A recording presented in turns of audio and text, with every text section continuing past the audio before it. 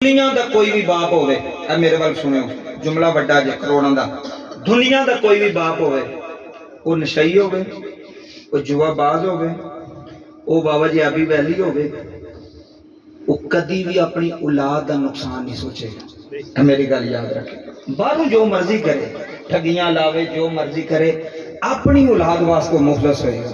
ਉਹਦਾ ਇਹ ਹੀ ਮਕਸਦ ਹੋਵੇਗਾ ਕਿ ਜੋ ਮੈਨੂੰ ਲੱਭਦਾ ਪਿਆ ਨਾ, ਭਾਵੇਂ ਹਲਾਲ ਨਾਲ ਤੇ ਭਾਵੇਂ ਹਰਾਮ ਨਾਲ, ਮੈਂ ਘਰ ਲੈ ਜਾ। ਮੰਜੀ ਤੋਂ ਵੀ ਪਿਓ ਪਿਆ ਹੋਵੇ ਨਾ ਬਾਬਾ ਜੀ, ਤੇ ਬੜੇ ਆਸਰੇ ਹੁੰਦੇ ਜੇ ਧੀਆਂ, ਬੜੇ ਆਸਰੇ ਹੁੰਦੇ ਜੇ ਪੁੱਤਰਾਂ ਨੂੰ।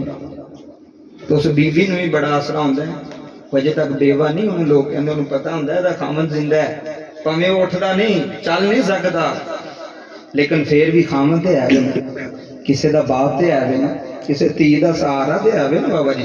बाप की बड़ी कदर जे, प्योवां दे नाल ही रौनक होंदियां जे डेरे दी, बाप दे नाल ही हवेली दी रौनक होंदियां जे। जिन्हां दे छोटियां छोटियां प्यो मर जान, एक कमरे ते लैंटर पाना औखा हो जाना सारी जिंदगी।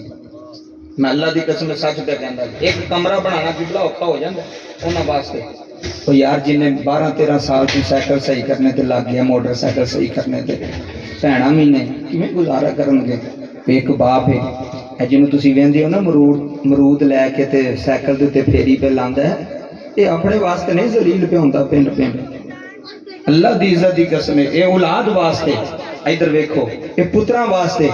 ते जिस बाप ने बाबा जी सारी जिंदगी पुत्रां वास्ते कमाया होवे, ते पुत्र वड्डे हो के आखना अब्बा तू कीता की है, लानत नहीं होना पुत्रां उत्ते। जेड़े प्यो नूं आखना अब्बा तू की कीता है साडे वास्ते, अब्बा तू बनाया की है।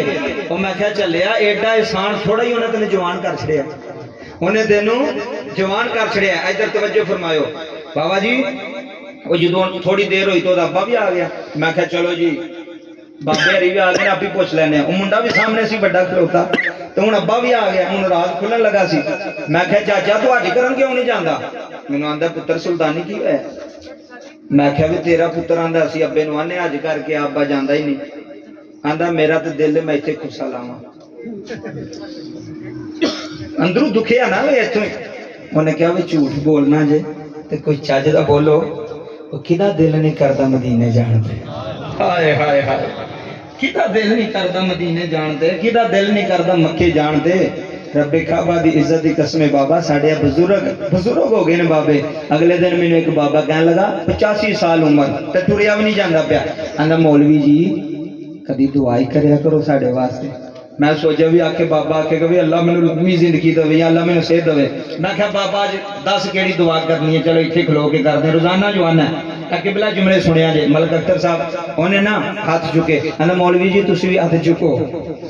अल्लाह दी इज्जत दी कसम मेरे दिल ते नक्शो बात, महफिल विच वही कुछ लैके जांदा जेड़ा अंदरों बैठा होवे, जेड़ा उत्तों बैठा होवे उन्हें कोई पता नहीं महफिल की हो रही है। उन्हें कहना हाथ चुको, मैं भी चुक ले, उन्हें भी चुक ले। मैं क्या बाबा की चाहिए? माल चाहिए? आंदा नहीं। मैं क्या बाबा इज्जत चाहिए? आंदा नहीं। मैं क्या बाबा लंबी उम्र चाहिए? आंदा नहीं। मैं क्या बाबा सेहत चाहिए? आंदा नहीं। मैं क्या फिर की चाहिए?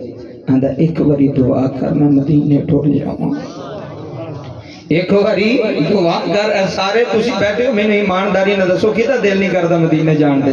करदा जे कि नहीं? हाथ बुलंद करया जे एक बारी।